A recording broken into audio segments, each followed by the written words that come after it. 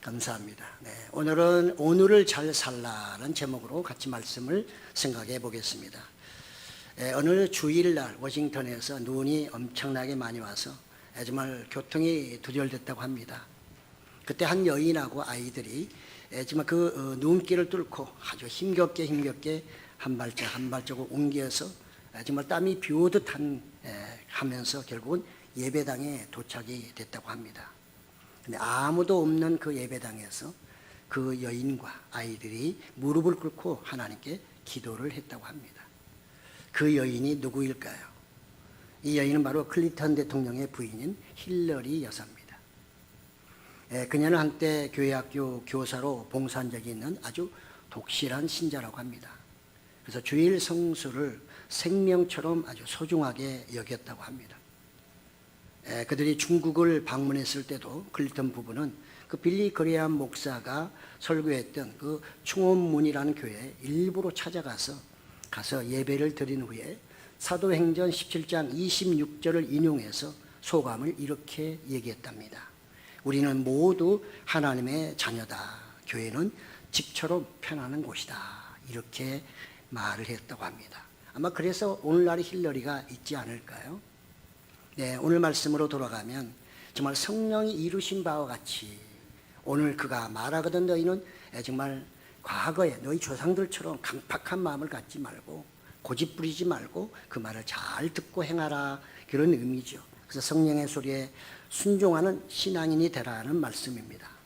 우리가 예수님을 소망하고 또 하나님의 백성으로 자부심을 갖고 살려고 하면요, 그러면 우리는 성령이 하시는 말씀에 귀를 기울여야 하는 것입니다. 또 귀를 기울일 뿐만 아니라 들었다고 하면 그 말씀에 또 순종을 해야 하죠. 환경에 관계없이 순종할 때 하나님의 놀라운 역사가 거기서 나타나게 되는 것입니다.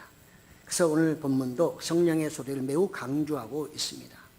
예수님도 부활 승천을 하실 때 제자들에게 하신 말씀이 성령이 너희에게 임하시면 너희가 나의 증인이 되라 말씀하셨습니다. 성령이 임하기 전에는 그들은 무엇을 해도 안 됩니다. 한다고 해도 될 일도 없지만 또 할 수도 없거니와 성령이 임해야만 그들은 새로운 힘을 가지고 하나님이 주신 능력을 가지고 예수 그리스도의 증인으로서 정말 그들이 삶을 살아갈 수가 있고 사명을 감당할 수가 있는 것이죠. 성령이 임한다는 말을 우리는 어떻게 또 해석할까요? 성령이 임한다는 말을 우리는 좀 다른 표현으로 한다면 하나님과 내가 이제 관계를 맺었다, 이렇게 표현할 수 있을 것 같습니다. 그렇기 때문에 하나님과 내가 관계를 맺어야 서로 간에 뭔가 소통이 되고 또 대화도 되지 않겠습니까? 그러니까 성령이 없다고 하면 하나님과 내 관계가 없기 때문에 나하고는 전혀 무관한 그런 분이 되고 말겠죠. 여러분들은 다 하나님의 은혜로 성령이 함께 하셨기 때문에 임재하시고 계시기 때문에 오늘 또 주의 날을 맞이해서 한 곳에 모여 우리가 찬송하며 또 감사하며 예배를 드릴 수가 있는 것입니다. 그렇습니다. 그래서 우리는 이 성령에 대해서 아무리 강조해도 지나치지 않는 것입니다. 하나님은 성령을 통해서 일하시기 때문인 것입니다. 진리의 말씀인 성경은 바로 성령의 감동을 받은 사람들을 위해서 기록된 하나님의 권위의 말씀인 것입니다.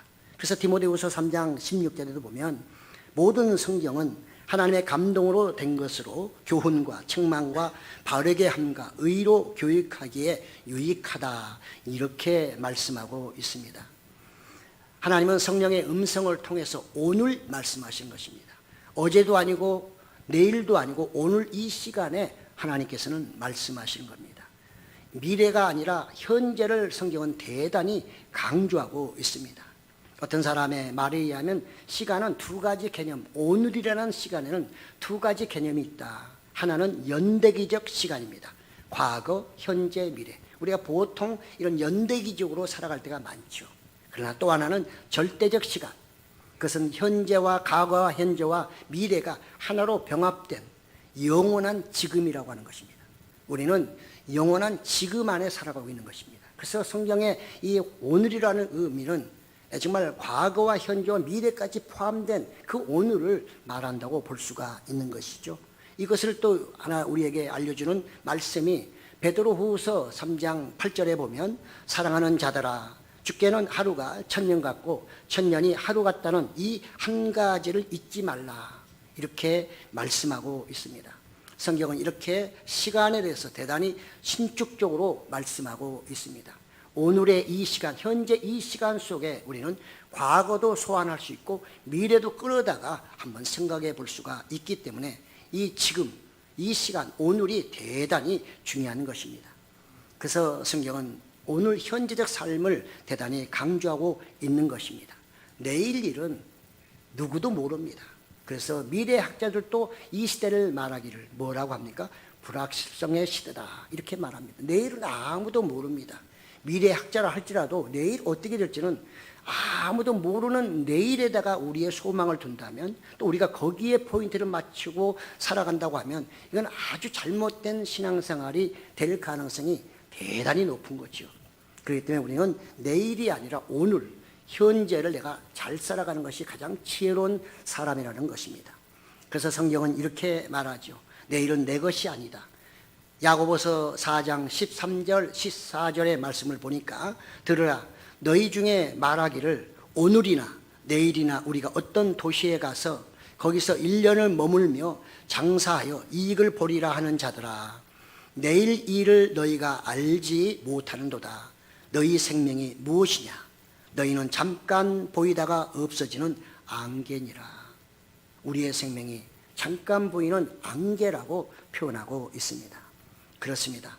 그래서 우리는 오늘을 잘 살아야 하는 것입니다. 오늘을 제대로 살지 않으면 내일도 마찬가지로 제대로 살지 못할 가능성이 있습니다. 오늘 최선으로 살아갈 때 내일도 최선의 날로 살아갈 수가 있습니다.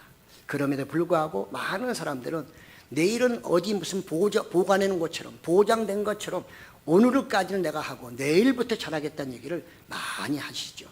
그러나 내일 가면 또 마찬가지입니다. 우리가 전도를 해보면 다음 주에 꼭 나가겠다고 그렇게 약속하죠. 근데 그분은 그 주에 가면 또 역시 다음 주라는 얘기를 합니다. 그분은 늘 다음 주입니다. 모든 게 다음 주 내일입니다. 그렇기 때문에 끝까지 교회를 안 나오시는 분이 참으로 많은 것을 우리는 경험하게 되는 것이죠.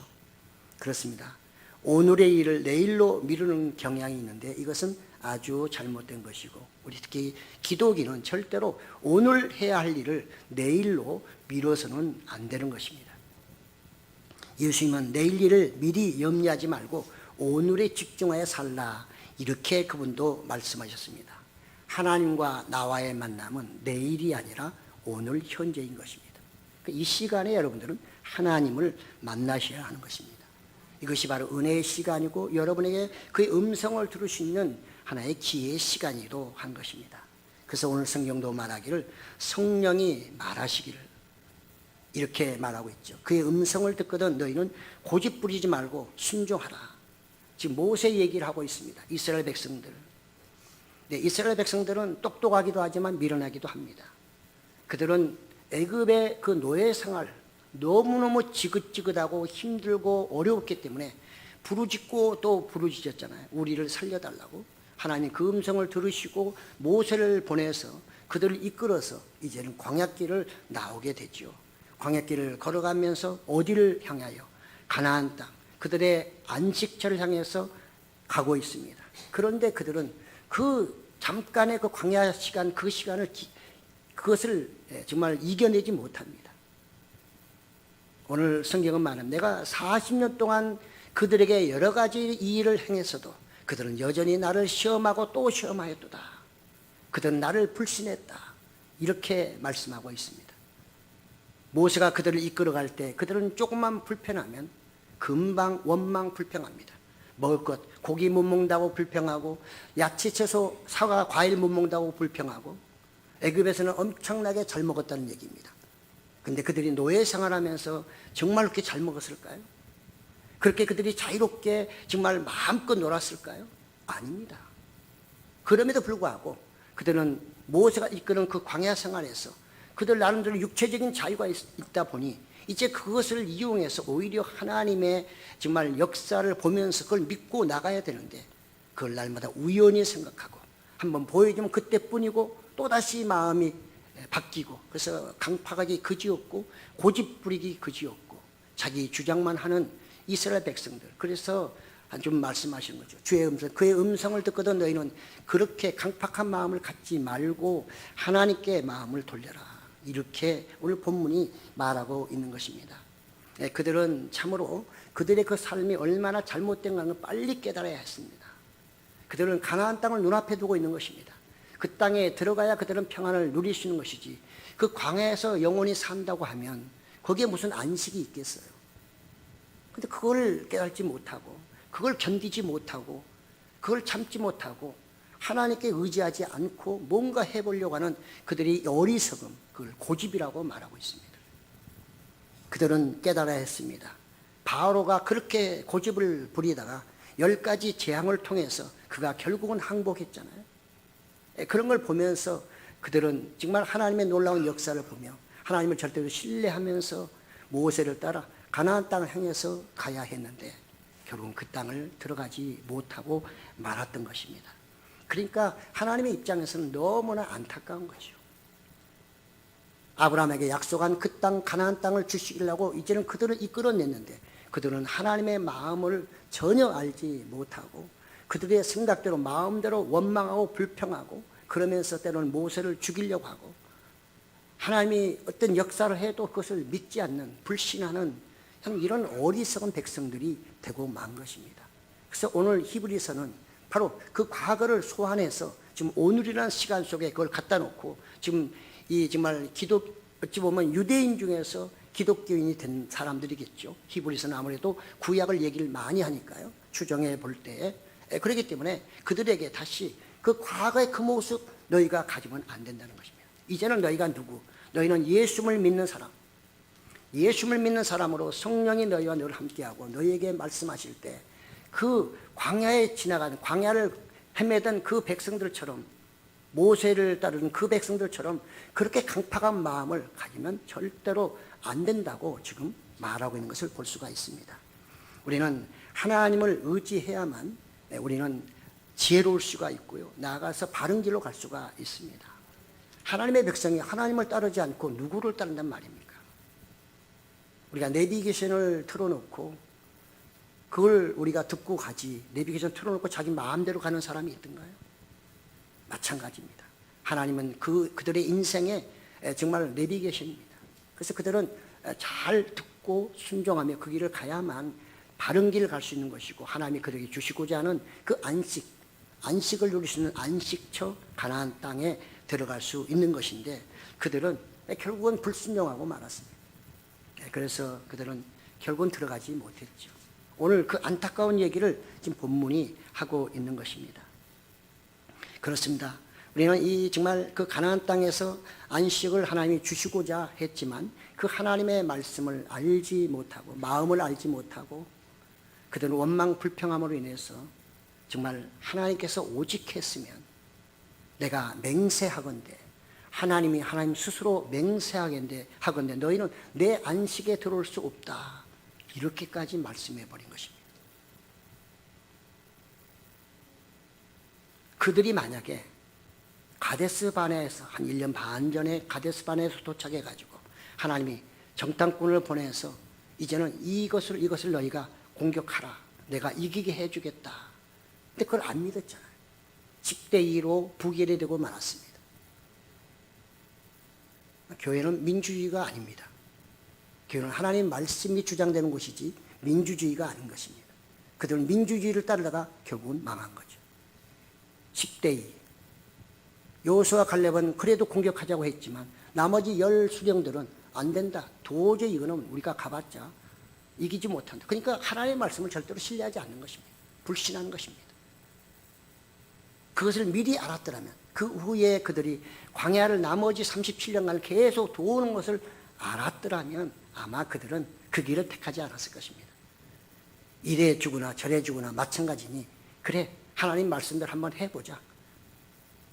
이래저래 죽는 건 마찬가지니까 했으면 그들이 아마 공격했을지도 모르지만 그 다음 세계를 그들은 몰랐기 때문에 그들은 거기서 그들의 생각대로 주장하고 그래서 공격을 하지 않았기 때문에 하나님은 스스로 맹세하시기를 너희는 내 안식에 들어가지 못하리라. 그래서 여호수아 갈렙 외에는 그 가나안 땅에 1세대가 들어간 사람은 없다는 얘기입니다. 모세마저도 들어가지 못했던 것입니다. 하나님이 이렇게 맹세하셨습니다. 그분이 얼마나 진노했나 하는 것을 우리가 알 수가 있는 것이죠. 하나님은 우리 사람을 위해서 6일 동안 창조하시고 7일 안식하셨습니다.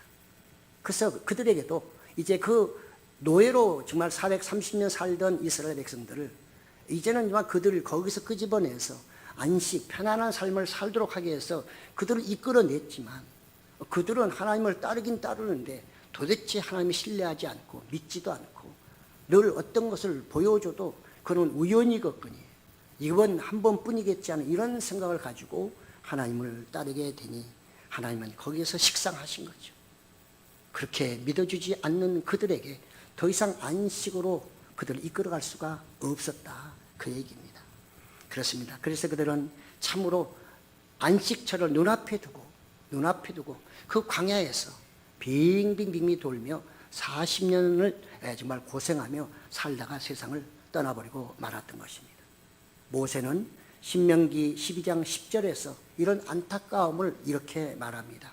너희가 요단을 건너 너희 하나님 여호와께서 너희에게 기업으로 주시는 땅에 거주하게 될 때, 또는 여호와께서 너희에게 너희 주위의 모든 대적을 이기게 하시고 너희에게 안식을 주사 너희를 평안히 거주하게 하실 때에, 이렇게 말하면서 모세가 지금 이 세들에게 모압 평지에서 이제 좀 있으면 정말 가나안 땅을 건너서 요단강을 건너서 가나안 땅을 점령할 그들에게 지금 모세가 마지막 부탁하고 있는 설교입니다.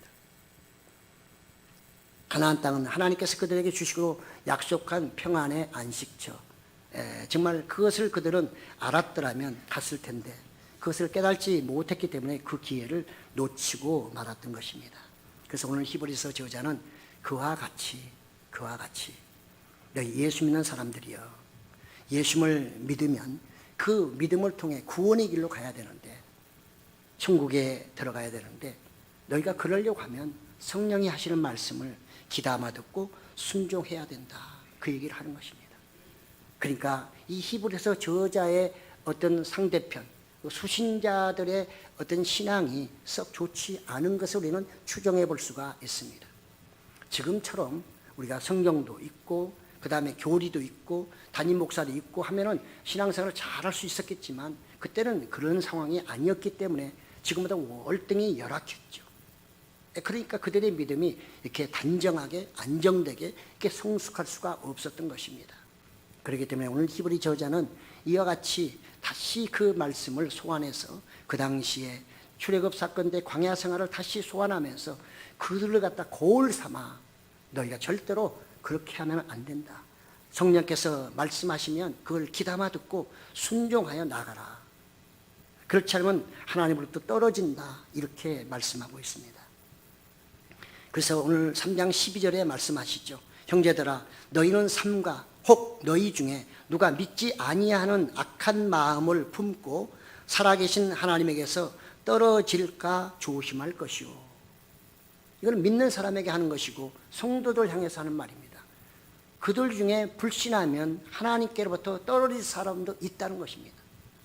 히브리 저자가 그것을 전혀 못 듣고 이 편지를 썼겠습니까? 그는 여러 가지 정보를 다 들었을 것이고 그 교회의 형편이 어떤 것인지 그는 충분히 알았을 것입니다. 그렇기 때문에 이 서신서를 통해서 그들이 다시 하나님께 돌아오도록, 믿음을 회복하도록, 성령의 정말 조명을 받아서 바른 신앙생활을 하도록 이 말씀을 하고 있다고 우리는 추정해 볼 수가 있는 것입니다. 그래서 그는 정말 다정하게 말하잖아요. 형제라 부를 때는 뭔가 중요한 얘기를 또는 권면할 때 이렇게 집중력을 높이기 위해서 부르는 호칭이라고도 합니다. 그래서 형제들아, 그래서 너희가 혹시 너희 중에 예수님에 대해서 불신하는 자가 있다면 그 악한 마음을 품어서 예수님을 떨어질까 조심하고 빨리 그 마음을 돌려라. 다시 주님께 돌아오라. 그 얘기를 하고 있는 것입니다. 믿지 않는다는 말은 믿음이 부족하다는 뜻이 아닙니다. 믿음이 부족한 것은 믿음을 채우면 됩니다. 그러나 믿지 않는다는 말은 믿음을 거부하는 거죠. 예수님을 거부하는 것입니다. 우리가 죄 중에 가장 큰 죄가 뭘까요? 죄 중에 가장 큰 죄가 하나님을 하나님으로 인정하지 않는 것입니다. 그분을 나의 창조주로 인정하지 않는 게 죄 중에 가장 큰 죄입니다. 신약에서는 예수 그리스도를 메시아로 인정하지 않는 게 죄 중에 가장 큰 죄인 것입니다. 그 결과는 영원한 멸망입니다. 하나님을 믿지 않으면요, 우리 양심이 화인까지는 아니더라도요, 세상 사람들 그들에도 양심이 있죠. 그러나 그들은 윤리 도덕적인 것에서 그렇게 날마다 회개하거나 또 정말 용서를 빌거나 하지 않습니다. 우리 믿는 사람하고 안 믿는 사람의 차이가 뭘까요? 물론 믿는 사람들 중에도 아직도 행실이 정말 이렇게 좀 부족한 분이 있죠. 그러나 세상 사람들은 그런 우리들을 향해서 믿는 게 저 모양이라 하면서 욕을 엄청나게 합니다. 그러나 천만의 말씀이요, 그들은 믿음을 거부하는 사람이고 우리는 믿는데 아직은 믿음이 성장하지 않았을 뿐인 것입니다. 우리는 하나님에게 속한 자라면 그들은 하나님께 속하지 않은 사람들입니다. 전혀 다른 겁니다. 그러니까 여러분들도 그런 소리 듣더라도 안 들으면 더 좋겠지만, 그러면 그렇게 좀 여러분들 그분들 설명도 해 주시고요, 너무 거기에 주눅들지 않으시기 바랍니다. 오히려 그런 말을 들으면 내가 좀 더 윤리 도덕적으로 저 사람들이 좀 신뢰할 만한 그런 사람이 돼야 되겠다, 저들이 좀 칭찬할 만한 그런 사람으로 내가 살아야 되겠구나 하는 그런 자각이 필요하긴 하지요. 그렇습니다. 하나님을 모르는 사람에게는 죄의식, 회개를 모릅니다.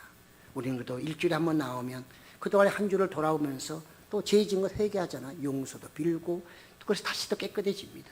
또 다음 주에 또 우리가 내일부터 죄를 지어서 더러워질지언정 그래도 오늘은 주님 앞에 회개함으로 또 우리가 깨끗함을 받기도 하고 하나님과 관계를 다시 또 이렇게 회복하며 좋은 관계를 유지하게 되는 것입니다. 그 때문에 가장 불행한 것은 하나님을 하나님으로 인정하지 않는 자, 예수님을 메시아로 받아들이지 않는 그 사람이 가장 불행한 사람이고 가장 불쌍한 사람이라고 할 수가 있는 것입니다. 하나님과 우리의 인격적인 연합은 현세적인 생명과 평안입니다. 내가 지금 하나님과 정말 연결하고 예수님과 내가 하나가 되면, 연합되면, 우리 그 스마트폰에서 그 카톡에 뭐가 있으면 공유라는 게 있잖아요. 공유. 내 것은 아니지만 다른 사람이 이렇게 해주면 그것을 내가 공유할 수가 있는 것입니다. 내 노력은 하지 않아도 그 사람이 나에게 허락만 해준다면 그 사람이 연구한 모든 것을 같이 나눌 수가 있는 거죠. 그런 겁니다.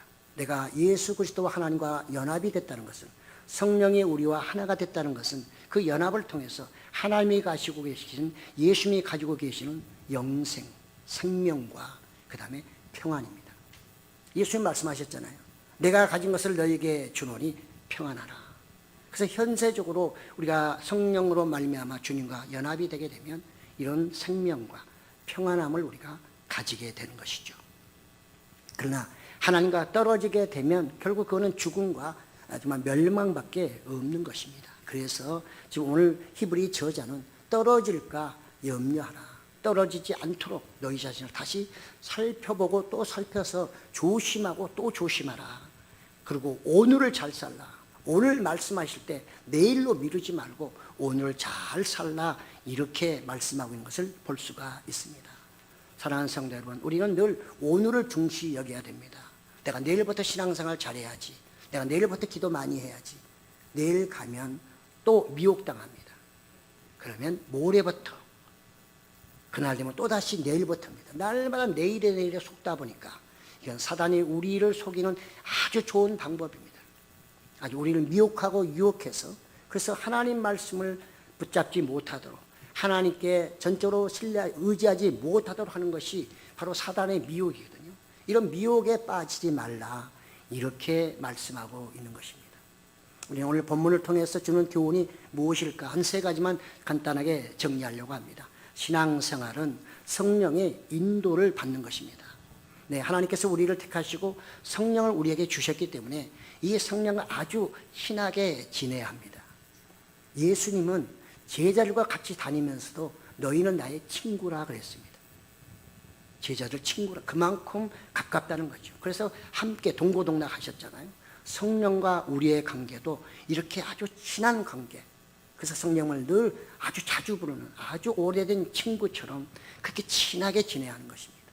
그래서 그분에게 얘기하고 또 여러분의 마음을 얘기하고 또 어떻게 했으면 좋겠는지 상의한다면 성령께서는 그때그때마다 어떤 상황 속에서 성령은 피곤하다는 얘기 하지 않습니다. 그분은 피곤을 모르기 때문에 그렇습니다. 그러면 우리의 기도를 다 들으시고 우리의 또 염려하는 것들도 상담해 주면서 우리로 하여금 바른 길로 걸어가게 하시는 겁니다. 그래서 우리는 이 성령을 통해 그리스도와 연합하여 아름다운 신앙생활을 할 수가 있는 것입니다. 우리는 성령의 길을 기울이지 않고 성령의 인도함을 따라가지 않게 되면 그 길들은 전부 다 잘못된 길이고 나중에는 후회밖에 남지 않는 그런 길이라는 것을 꼭 기억하셔야 됩니다. 성령이 우리가 더욱더 친해질 수 있는 조건 중에 하나는 내가 거룩하게 사는 것입니다. 여러분의 마음이 깨끗하면 깨끗할수록 성령과의 관계는 훨씬 더 가까워지고 그분도 나를 굉장히 사랑하고 좋아하게 되시는 거죠. 그렇습니다. 그래서 우리는 우리의 삶 속에서 영육간에 늘 거룩하게 살려고 애를 써야 하는 것입니다. 두 번째는 마음이 강팍하면 하나님을 시험하게 됩니다. 우리는 그 광야 생활에서 그들의 마음이 늘 강팍했단 말이죠. 그들은 아무래도 광야 생활을 하다 보니 강팍할 수밖에 없었겠죠. 우리가 좀 여유 있게 살면 마음도 좀 여유롭긴 한데 너무 아주 척박한 삶 속에 살다 보면 마음이 여유가 없죠. 아마 그들은 그래서 그랬을까요? 어떻게든 그들은 아주 강팍하기 그지없었고 교만하기 아주 정말 그 교만하기 그지없었습니다. 우리 신앙생활을 하는 것은 기본적으로 겸손과 부드러운 마음을 갖는 것입니다. 그것에 반대되도록 하는 것이 뭐냐? 사단의 유혹인 것입니다. 마귀의 유혹인 것입니다. 예수님도 나는 온유하고 겸손하니 이렇게 말씀하셨는데 사단은 늘 우리의 마음속에 들어와서 네가 최고야 뭐 하면서 나를 자꾸 높여주거든요. 그게 미혹 유혹입니다. 그래서 내가 스스로가 거만해져 버리고 교만해지게 되고 다른 사람을 업신여기고 무시하는 이런 일들을 하게 될 때에 아, 내가 지금 사단의 미혹을 받고 있구나 빨리 깨달아야 하는 것입니다. 우리가 사단에게 미혹을 당하면 쓸데없이 화를 내고 짜증 부리고 다른 사람을 미워합니다. 이유 없이 미워합니다. 왜 미워해? 이유도 몰라. 내가 근데 왜 저 사람 미워하지? 자기도 모르는 사람이 모르는데 미워하고 있어요. 이상하지요. 나도 몰라. 그게 사단의 미혹인 것입니다. 그래서 우리는 오늘 본문에서도 내 마음이 강팍하지 않게 하라. 주의 음성을 듣거든 너희는 강팍한 마음을 갖지 말고 부드럽고 겸손한 마음으로 그분의 말씀을 잘 듣고 순종하라. 이렇게 말하고 있는 것이죠. 우리에게 이렇게 강팍한 마음이 있다면 이게 전조 증상입니다.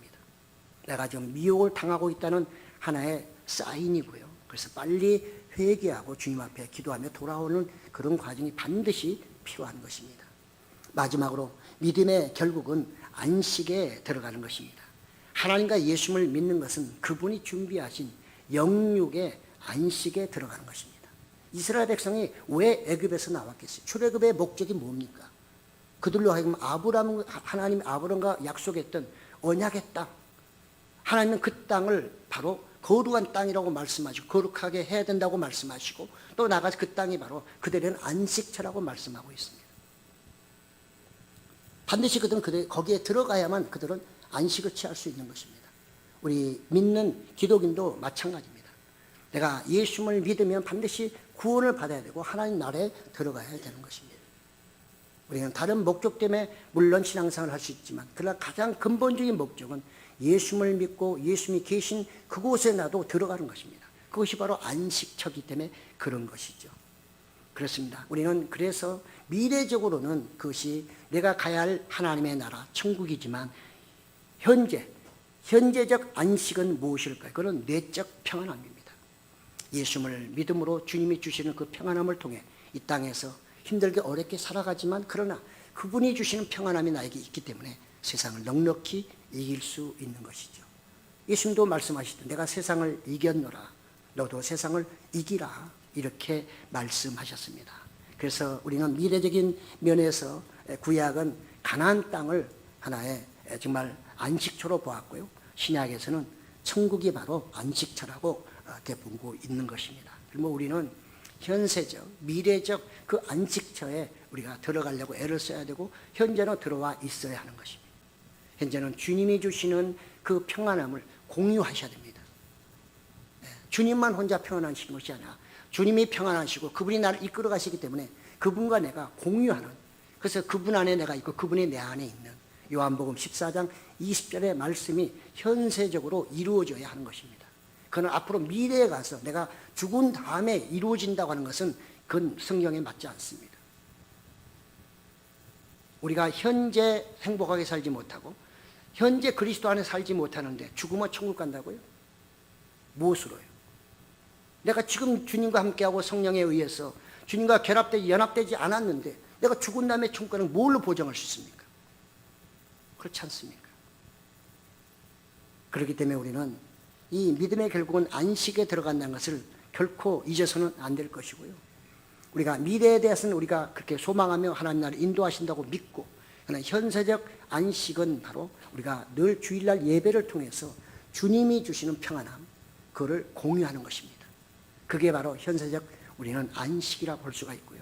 그래서 주 안에 있으면 내가 늘 기쁘고 즐겁고 평안하고, 그래서 힘들어도 찬송이 나오고, 또 어렵고 져가면 또 기도하면서 주님의 위로와 은혜를 받으며 이 세상을 이겨내게 하시는 겁니다. 사랑하는 성도 여러분, 그렇습니다. 우리는 미래의 안식처 천국을 소망할 뿐만 아니라 현재 안식처인 예배를 통해서 늘 주님이 주시는 그 은혜를 받아서 공유하시면서 늘 정말 힘차게, 그리고 또 기쁘게 즐겁게 신앙생활 하시는 여러분 되시기를 예수님의 이름으로 축복합니다. 아멘.